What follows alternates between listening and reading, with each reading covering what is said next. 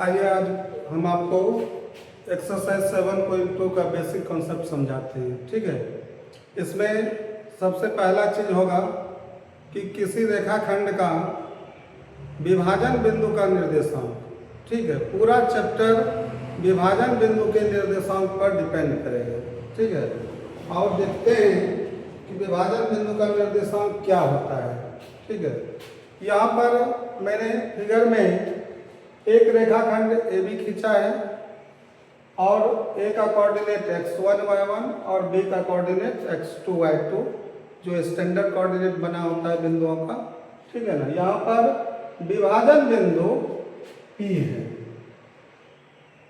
सबसे ज्यादा इसी बिंदु पर फोकस करना है आपको। ठीक है, इसी विभाजन बिंदु P का कोऑर्डिनेट ज्ञात करने के लिए ये फॉर्मूला बनाया गया है। ठीक है, तो देखिए होता क्या है इसमें कि विभाजन बिंदु का कोऑर्डिनेट जो ज्ञात होता है, आपको रेखाखंड के दोनों सिरों पर जो बिंदु है उसका कोऑर्डिनेट दिया रहेगा और अनुपात का मान भी आपको दिया रहेगा। ठीक है, अनुपात का भी मान क्या रहेगा, दिया रहेगा। तब P कोऑर्डिनेट एक्स वाई, माने P बिंदु का x निर्देशांक और y निर्देशांक का मान ज्ञात किया जाएगा।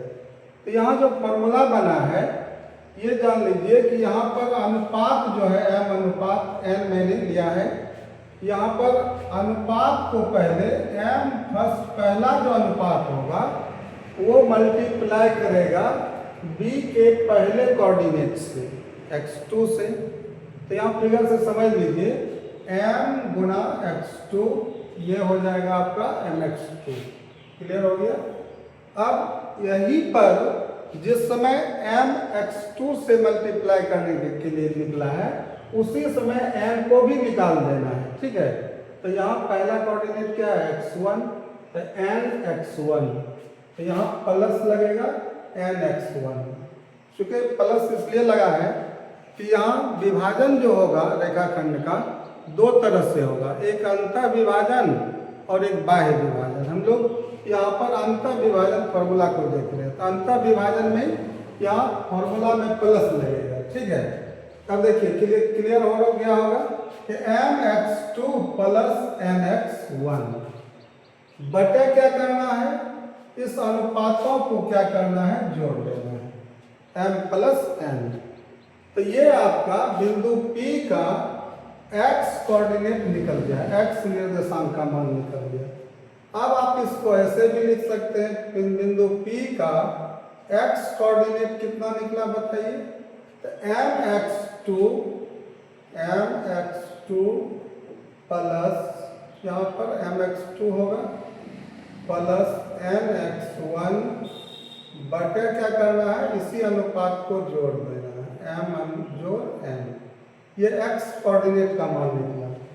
और इसी तरह से अगर आप बिंदु P का सेकेंड कोऑर्डिनेट y निर्देशांक चाहते हैं तो y कोऑर्डिनेट का मान कैसे निकलेगा, जस्ट इसी तरह से y इक्वल टू यहाँ पर क्या हो जाएगा my2, सेकेंड कोऑर्डिनेट से मल्टीप्लाई करना है गुना, तो क्या हो जाएगा my2 प्लस n कहाँ चलाएगा, यहाँ y1 के पास ny1 बटे m प्लस n। ये आपका P का x और y कोऑर्डिनेट निकल चुका है। क्या मैंने सूत्र को क्या किया है कि डायरेक्ट P का x कोऑर्डिनेट का वैल्यू यहाँ पर और कॉमा सेकेंड कोऑर्डिनेट ये y निर्देशांक का मान लिया है, ये x निर्देशांक और ये y निर्देशांक। अलग अलग आप भी P का कोऑर्डिनेट x का मान और y का मान निकाल करके आप P कोऑर्डिनेट का मान लिख सकते हैं। ठीक है, अगर आप डायरेक्ट लिखते हैं तो भी कोई दिक्कत इसमें नहीं है।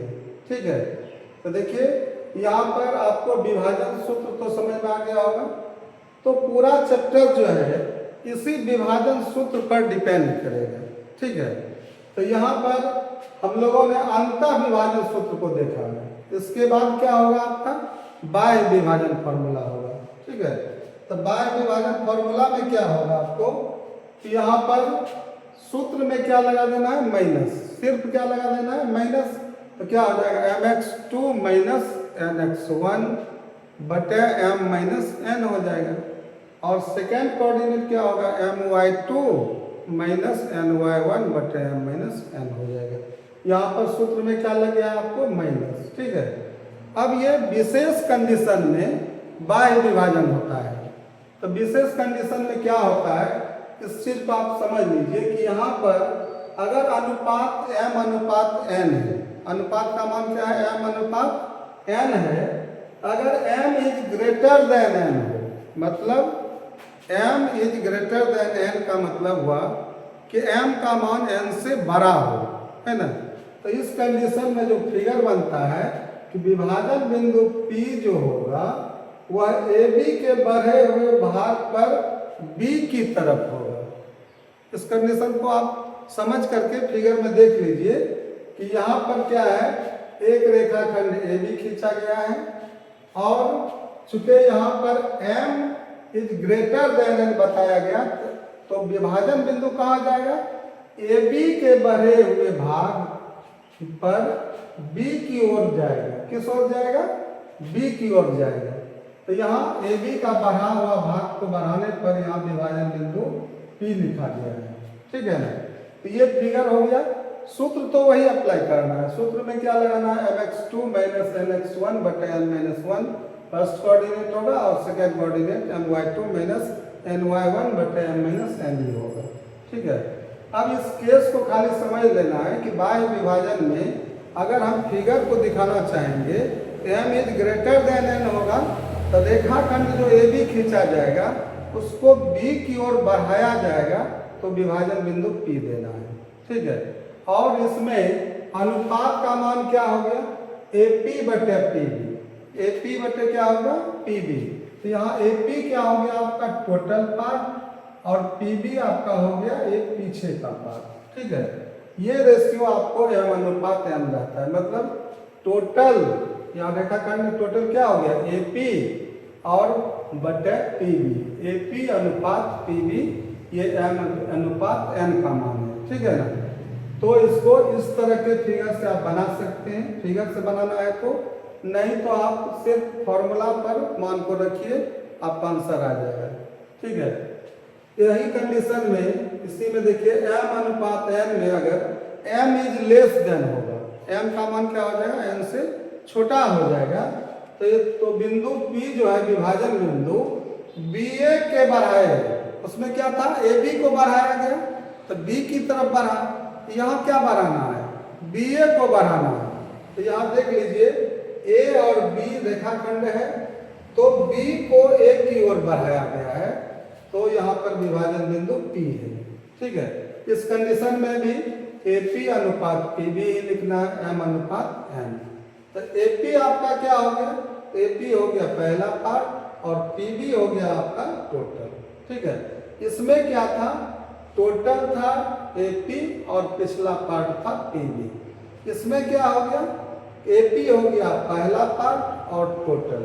ठीक है, जस्ट इसका उल्टा है दोनों। ठीक है, सिर्फ इस कंडीशन को आपको याद रखना, m is greater than n होगा अगर पहला रेशियो का मान बड़ा होगा। ठीक है ना, m का मान बड़ा होता है, AB के बढ़ाए गए भाग B की तरफ होगा, बिंदु P विभाजन बिंदु जाएगा। अगर m इज लेस देन होगा n, तो इसका मतलब हुआ BA के बढ़ाए हुए भाग A की ओर होगा, विभाजन बिंदु P। चलिए, क्लियर हो गया होगा ये चीज। इस कंडीशन को आप याद रख लीजिएगा कि कभी ऑब्जेक्टिव में अगर ये पूछ देगा कि अगर m is greater than n हो तो विभाजन बिंदु किस ओर होगा। ठीक है ना। चलो, इसके बाद हम इसको अगला हिसाब में एक एग्जाम्पल लिए हैं कि उस बिंदु का निर्देशांक ज्ञात कीजिए जो बिंदुओं 5 माइनस 2 और 9 6 को मिलाने वाली रेखाखंड को अंतर या बाह्य रूप से 3:1 में विभाजित करता है। देखिए होता क्या है इसमें, अगर अंतर विभाजन करता है रेखाखंड को कोई बिंदु, तो रेखाखंड पर स्थित होता है। ठीक है, और अगर बाह्य विभाजन होता है तो उस रेखाखंड को बढ़ाने पर मतलब या तो वह ए बी अगर रेखाखंड है, या तो वह ए बी को बी की ओर बढ़ाना है, या ए बी में बी ए को ए की ओर बढ़ाया जाता है। ठीक है, तो यहाँ पर बाह्य विभाजन एक विशेष कंडीशन है। दूसरा क्या होता है कि बाह्य विभाजन तब समझा जाता है जब किसी अनुपात का मान निगेटिव आता है। ठीक है, इस सब चीज को समझते रहना है। और जब अंतर विभाजन पूछेगा तो अंतर विभाजन का फॉर्मूला प्लस वाला यूज करना है, और बाह्य विभाजन के लिए माइनस वाला फॉर्मूला अप्लाई करना है। ठीक है, तो यहाँ पर हम लोग एक रेखाखंड खींचते हैं। एक रेखाखंड ए बी हम खींच देते हैं,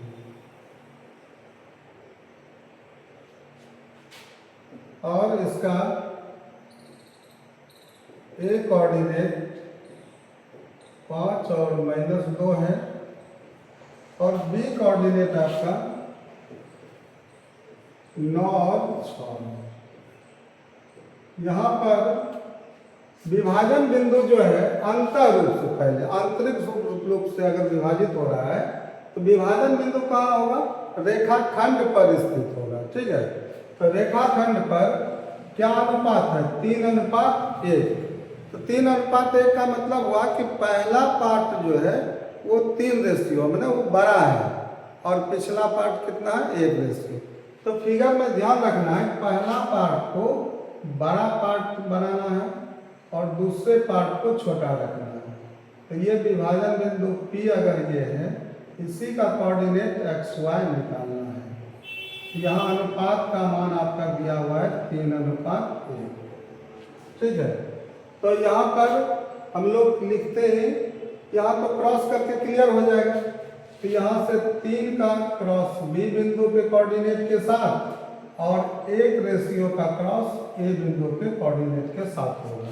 ठीक है, तो आते यहाँ पर आ जाइए। यहाँ लिखना है कि लेट ए कोऑर्डिनेट कितना है? 5 - 2, और बी कोऑर्डिनेट है 9, 6, और विभाजन बिंदु P कोऑर्डिनेट यहाँ पर माना गया है XY है। ठीक है, अनुपात का मान 3:1 है, अंतर विभाजन की स्थिति बना रहा है। हम लोग यहाँ लिखते हैं कि चूंकि बिंदु P कोऑर्डिनेट XY रेखाखंड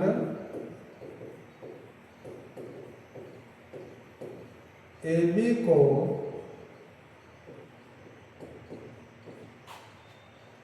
3:1 के अनुपात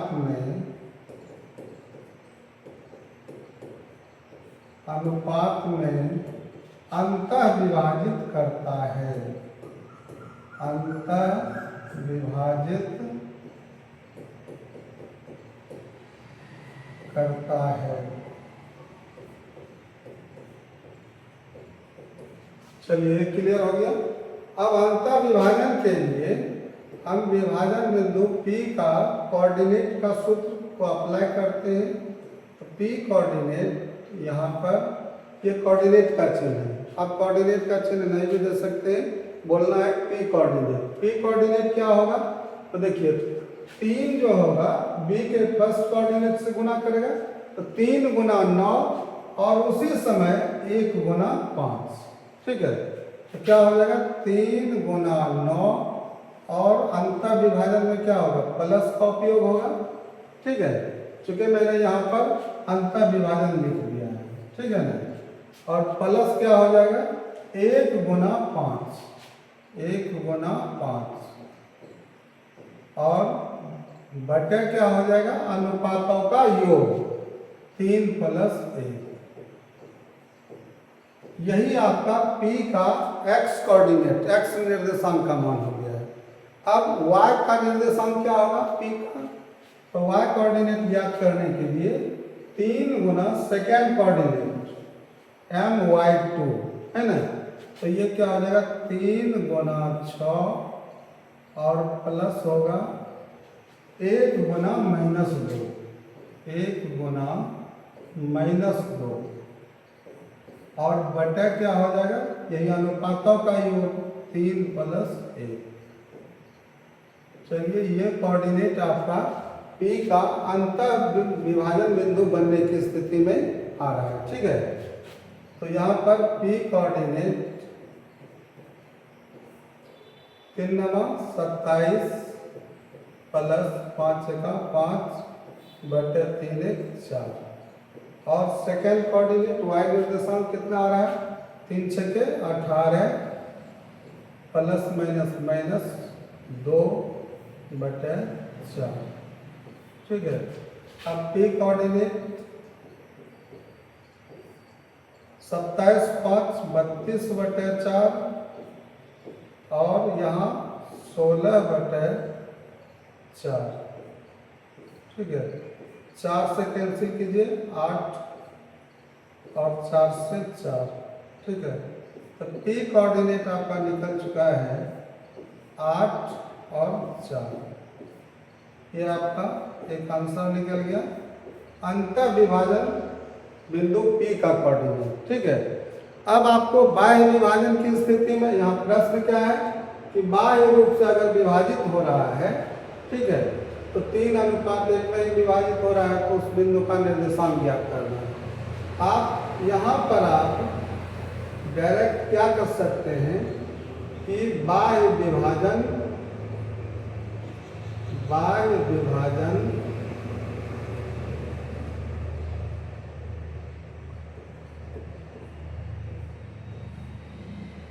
में, अब बाह्य विभाजन में अगेन हम कर देते हैं पुनः।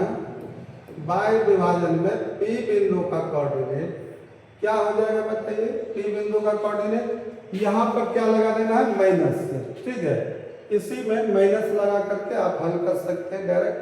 3 × 9 क्या रहेगा, 3 × 9 सूत्र का क्या हो जाएगा माइनस 1 × 5 बटे अनुपात क्या होगा, घटेगा 3 - 1 होगा। और सेकेंड कोऑर्डिनेट क्या होगा, 3 × 6 माइनस यहाँ लगेगा, ये मान हो जाएगा 3 × 6 सूत्र का माइनस है 1 × -2 और बटे 3 × 1 3 - 1। क्लियर हो गया, इसको आप हल कर सकते हैं। ठीक है, तो P कोऑर्डिनेट क्या निकल जाएगा, यहाँ कोऑर्डिनेट का चिन्ह दे सकते हैं। P कोऑर्डिनेट 9 × 27 - 5 बटे 2 और सेकेंड कोऑर्डिनेट y निर्देशांक 6 × 18 और ±2 बटे 2 होगा। ठीक है, तो P कोऑर्डिनेट 27 में 5 घटेगा 22 बटे 2 और 18 2 20 बटे 2 होगा। तो ये 22 बटे 2 और ये 20 बटे 2 निकल जाएगा। 2 से कैंसिल कीजिए 10, 2 से 11 हो गया। इसलिए P कोऑर्डिनेट 11, 10 ये आपका बाह्य विभाजन होने की स्थिति में विभाजन बिंदु P का निर्देशांक निकला। ठीक है, समझ में आ गया होगा, इसमें कोई दिक्कत तो है ही नहीं। ठीक है ना, चलो उसको हम आगे बढ़ाते हैं। अगला जो होगा आपका, देखिए इस विभाजन बिंदु में एक विशेष विभाजन बिंदु होता है। ठीक है, तो विभाजन बिंदु अगर मध्य बिंदु बन रहा हो, ठीक है, तो मध्य बिंदु भी विभाजन बिंदु ही है लेकिन एक विशेष विभाजन बिंदु है। ठीक है, अगर ये भी हम रेखाखंड खींचे हैं, इसका मध्य बिंदु अगर P है तो ए बी रेखाखंड के बिल्कुल मिड पॉइंट पर है, मध्य में है, तो ये दोनों पार्ट क्या हो जाता है, बराबर हो जाता है। दोनों पार्ट क्या हो जाता है, बराबर। AP और PB रेशियो 1:1 होता है। ठीक है, ऑब्जेक्टिव के लिए याद रख लीजिए, अगर कोई रेखाखंड का विभाजन बिंदु है, मध्य बिंदु बन रहा है, तो वह किस अनुपात में विभाजित करेगा रेखाखंड को, 1:1 में, बराबर अनुपात में विभाजित करेगा। अगर आप यहाँ पर अनुपात को 1:1 लिख देते हैं तो ये क्या हो जाएगा, P का कोऑर्डिनेट विभाजन बिंदु के कोऑर्डिनेट से ही लेना है, अंतर विभाजन से भी लेना है। चूंकि यहाँ पर मध्य बिंदु बनने का मतलब है कि ए बी रेखाखंड के मध्य में है, मतलब ए बी रेखाखंड पर है। ए बी को बढ़ाने या बी ए को एक की ओर बढ़ाने पर ऐसा कुछ नहीं चल रहा है मध्य बिंदु में, ठीक है ना। तो यहाँ अगर पी बिंदु है तो पी का कोऑर्डिनेट क्या होगा, तो देखिए एक मल्टीप्लाई करेगा यहाँ, ठीक है, और फिर ये एक मल्टीप्लाई करेगा यहाँ पर, तो एक गुना x2 क्या होगा x2 और एक गुना x1 x1। तो x2 जोड़ x1 होता है, तो क्या हम x1 जोड़ x2 नहीं लिख सकते, दोनों तो प्लस ही है। तो यहाँ पर क्या हो गया x1 जोड़ x2 और बटे में अनुपात को जोड़ लीजिए, एक जोड़ एक दो, क्या दो हो गया। और सेकेंड कोऑर्डिनेट क्या होगा, फिर उसी तरह एक गुना y2 एक गुना y1। तो y2 जोड़ y1 होता है, तो यहाँ पर y1 जोड़ y2 भी लिखा जा सकता है, और बटा अनुपातों का योग एक जोड़ एक दो हो गया है, ठीक है। अब इसको विभाजन बिंदु का कोऑर्डिनेट निकालने के लिए इस रेशियो का मान नहीं दिया रहेगा, अनुपात नहीं दिया रहेगा, ठीक है, क्योंकि विभाजन बिंदु का कोऑर्डिनेट आपका जब ये फॉर्मूला बन गया है, इस फॉर्मूला से आपको क्या समझ में आ रहा है, इस फॉर्मूला से आपको समझ में आना चाहिए कि x1 जोड़ x2 क्या है, x1 क्या है, तो ए बिंदु का पहला निर्देशांक है, और x2 क्या है, b का पहला निर्देशांक है। तो मतलब पहला में पहला कोऑर्डिनेट को क्या करना है, जोड़ना है, और बटे में दो लिखना है। ये दो कहाँ से आया है, एक अनुपात एक को जोड़ने से हुआ है, ठीक है ना। पुनः इसी तरह सेकेंड कोऑर्डिनेट पी विभाजन बिंदु का जो y का मान निकला है, वो सेकेंड कोऑर्डिनेट में रेखाखंड के सेकेंड कोऑर्डिनेट में सेकेंड कोऑर्डिनेट को जोड़ने के बाद दो से भाग देने पर प्राप्त हो जाता है। तो कुल मिलाकर ये समझ में आया कि विभाजन बिंदु का अगर मध्य बिंदु बन रहा हो तो मध्य बिंदु के निर्देशांक को कैसे ज्ञात करना है कि x1 में x2 को जोड़ना है बटे 2, y1 में y2 को जोड़ना है बटे 2। यहाँ पर अनुपात की आवश्यकता नहीं है। क्लियर। आइए हम एक सवाल को दिखाते हैं कि अगर यहाँ पर बिंदुओं 6, 8 और 2, 4 को मिलाने वाले रेखाखंड के मध्य बिंदु का नियामक ज्ञात कीजिए।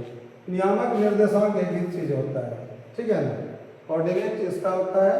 तो यहाँ पर क्या करना है, एक अगर यहाँ पर फिगर से हम दिखाते हैं कि अगर मेरे पास एक रेखाखंड है ए बी, तो यहाँ पर ए का कोऑर्डिनेट कितना दिया गया है 6, 8 और बी बिंदु का कोऑर्डिनेट जो है यहाँ पर दिया हुआ है 2, 4। विभाजन बिंदु यहाँ पर क्या बन रहा है, मध्य बिंदु। तो मध्य बिंदु बिल्कुल बीच में होगा, और चूंकि ये फिगर माप करके तो हम बना नहीं रहे हैं, तो पता कैसे चलेगा कि विभाजन बिंदु है फिगर में, तो दोनों पार्ट में चिन्ह लगा देना है, ठीक है ना, कि ये AP और PB बराबर है, ठीक है। तो P बिंदु का निर्देशांक, तो यहाँ हम बिंदु को लेट कर लेते हैं, let A coordinate 6, 8, B coordinate 2, 4। Clear. अब यहाँ लिखना क्या है कि चूंकि कारण बनाना है कि चूंकि रेखाखंड AB का मध्य बिंदु P है, ठीक है, चूंकि AB रेखाखंड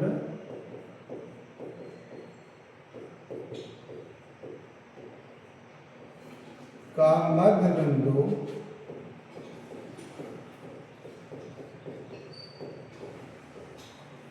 P है। तो P का कोऑर्डिनेट ज्ञात करना है। यहाँ पर आप P कोऑर्डिनेट XY लिख सकते हैं, मध्य बिंदु P कोऑर्डिनेट XY है। अब यही P का XY कोऑर्डिनेट निकालना है, ठीक है ना। तो इसलिए P कोऑर्डिनेट क्या होगा, आप सूत्र भी पहले लिख सकते हैं। सूत्र क्या होता है, x1 प्लस x2 बटे 2 और सेकेंड कोऑर्डिनेट y1 जोड़ y2 बटे 2। क्लियर।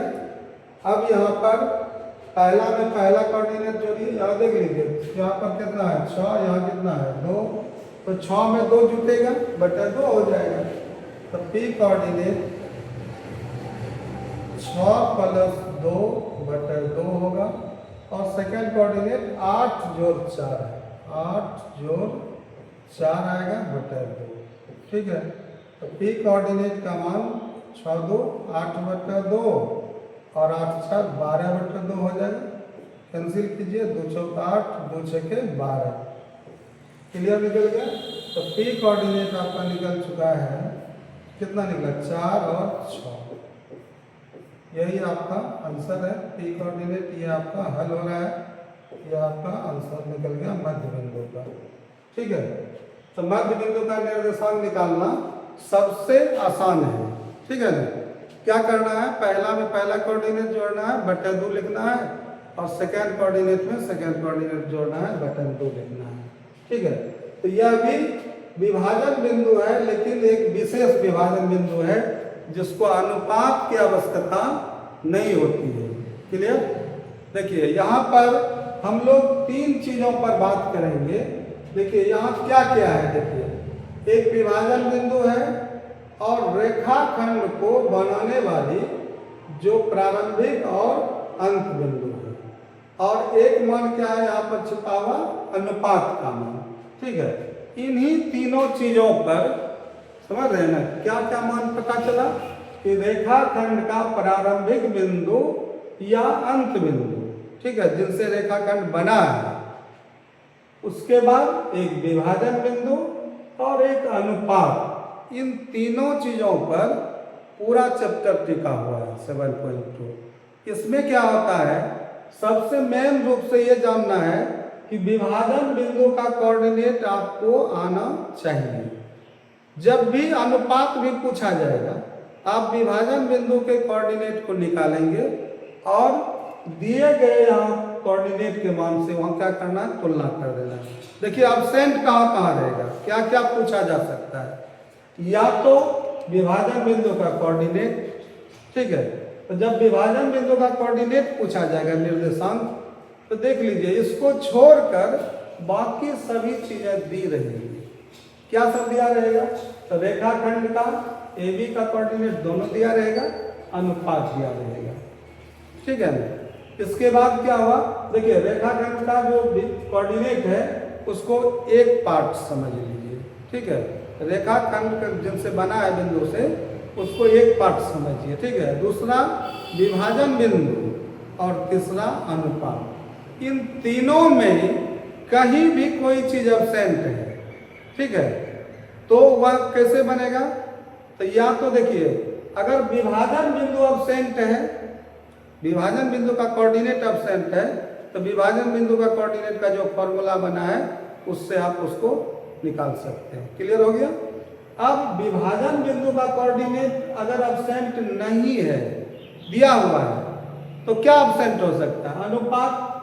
ठीक है, तो एब्सेंट अनुपात को हम ज्ञात कैसे करेंगे, तो फिर उस समय भी आपको विभाजन बिंदु का कोऑर्डिनेट ही निकालना है।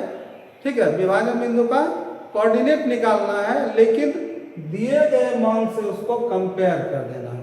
मतलब विभाजन बिंदु के कोऑर्डिनेट निकालने के बाद बाकी जो चीजें पूछी जाएगी, ठीक है, तो वह विभाजन बिंदु के कोऑर्डिनेट के दिए गए मान से तुलना किया जाएगा। यही कॉन्सेप्ट है, बिल्कुल आसान है। देख लीजिए, विभाजन बिंदु का कोऑर्डिनेट निकालने के लिए सीख लो पहले। ठीक है, और वो चीज अगर आ गया तो समझ जाओ पूरे चैप्टर में कोई चीज नहीं बचेगा। तो विभाजन बिंदु का कोऑर्डिनेट के बाद जितने भी चीजें निकालने हैं, अगर ए का कोऑर्डिनेट कोई एब्सेंट हो जाए, बी का कोई कोऑर्डिनेट एब्सेंट हो जाए, या अनुपात एब्सेंट हो जाए, तो क्या करना है कि यहाँ पर जब ये तीनों में से कहीं कोई एक ही एब्सेंट मिलेगा, पहला स्टेप यही बना है, कोई एक एब्सेंट कहीं मिलेगा, दो जगह एब्सेंट नहीं मिलेगा जल्दी से। ठीक है, तो कहीं भी एब्सेंट है तो विभाजन बिंदु का कोऑर्डिनेट आप निकालिए। ठीक है, और इस दिए गए मान से तुलना कर देना है, बस क्लियर निकल जाएगा जो चीज एब्सेंट है। तो यहाँ पर अगर कोई अनुपात ज्ञात करना है, तो हम अनुपात ज्ञात करने के लिए हम लोग उसको आसान बनाने के लिए अनुपात को m अनुपात n नहीं मानेंगे, वहाँ k अनुपात 1 का मान लेंगे। समझ गए ना। क्या ले लेंगे, वहाँ अनुपात के अनुपात 1 लेते हैं। क्लियर। चलो आगे देखते हैं कि यहाँ पर हम अनुपात का मान ज्ञात करने के लिए मैंने लिख दिया है कि हम अनुपात का मान ज्ञात करने के लिए m अनुपात n के बदले k अनुपात 1 लेते हैं और विभाजन बिंदु के निर्देशांक को दिए गए मान से तुलना करते हैं। ठीक है, दिए गए मान से क्या करते हैं, हम तुलना करते हैं। तो यहाँ पर यही समझाया गया, अगर कोई रेखाखंड AB है, एक सवाल है आपका, अगर कोई रेखाखंड AB है और विभाजन बिंदु P कोऑर्डिनेट 2 3 है, तो देखिए यहाँ विभाजन बिंदु का कोऑर्डिनेट है।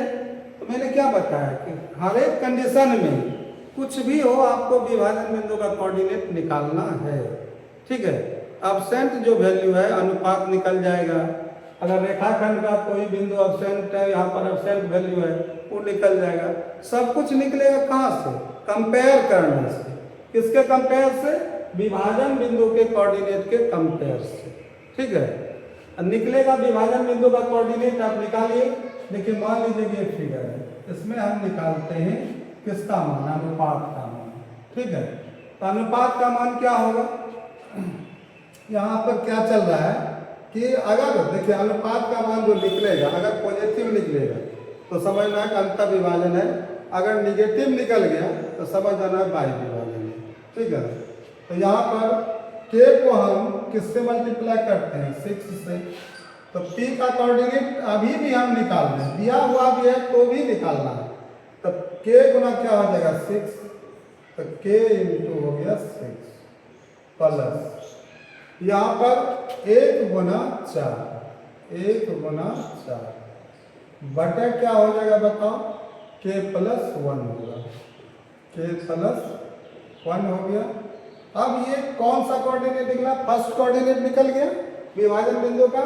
तो यहाँ पहला कोऑर्डिनेट यहाँ कितना दिया गया है, 2, इस 2 से आपको कंपेयर कर लेना है। क्लियर। अब इसको आप हल कर लीजिए, अब इसका अनुपात का मान निकल जाता है। क्या मैंने पहले भी बताया था कि कोऑर्डिनेट जो है विभाजन बिंदु का हर कंडीशन में निकालना है, एब्सेंट जहाँ कहीं भी होगा सारा मान निकल जाएगा। ठीक है, तो इसको आप हल कर लीजिए। तो देखिए क्या होता है, k गुना 6 क्या हो गया, 6k और यहाँ प्लस 4 का 4 और बराबर राइट चला जाएगा, खुद से मल्टीप्लाई हो जाएगा गुना, तो 2 गुना k हो जाएगा 2k और प्लस 2 का 2 हो जाएगा। अब लेफ्ट में आएगा k, तो 6k और माइनस 2k बराबर 2 और प्लस 4 जाएगा तो क्या हो जाएगा, -4। यहाँ से गया +4। अब देखिए ये क्या हो गया, 6 पे 2 के घटा तो 4k बराबर यहाँ घट करके -2, या आपका मान k बराबर -2 बटे 4, 2 का 2, 2 गुना 4, तो k का मान निकल गया -1 बटे 2। अब अनुपात का मान k क्या है आपका, अनुपात नियतांक यहाँ दिया गया, अनुपात का मान है। तो k का मान अगर निगेटिव आ गया, ये निगेटिव हमें बताता है कि यह विभाजन बिंदु P जो है अंतर विभाजन बिंदु नहीं है, बल्कि यह बाह्य विभाजन बिंदु है ना। तो यहाँ हम लिख देंगे, चूंकि अनुपात ऋणात्मक है, अनुपात क्या हो गया तुम्हारा, ऋणात्मक, माइनस में निकला है, ऋणात्मक है, इसलिए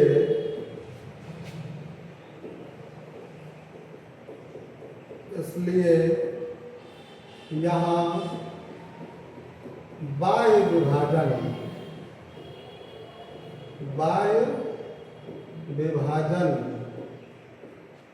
की स्थिति बनी है, बाह्य विभाजन की स्थिति बनी है ना। लेकिन विभाजन बिंदु का अनुपात क्या हो जाएगा, किस अनुपात में बांट रहा है, अभिष्ट अनुपात जो लिखना है, अभिष्ट अनुपात बराबर 1:2। ठीक है, आंसर में निगेटिव नहीं देना है, सिर्फ ये बताना है कि ये किस कंडीशन में चल रहा है, बाह्य विभाजन होने की स्थिति को बना रहा है। ठीक है, क्लियर। देखिए इसी पूरे कॉन्सेप्ट पर पूरा चैप्टर टिका हुआ है, ठीक है। अगर आप में कोई नए छात्र हैं, आप हमारे चैनल को सब्सक्राइब कर लीजिए और पुनः हम मिलते हैं अगले वीडियो में।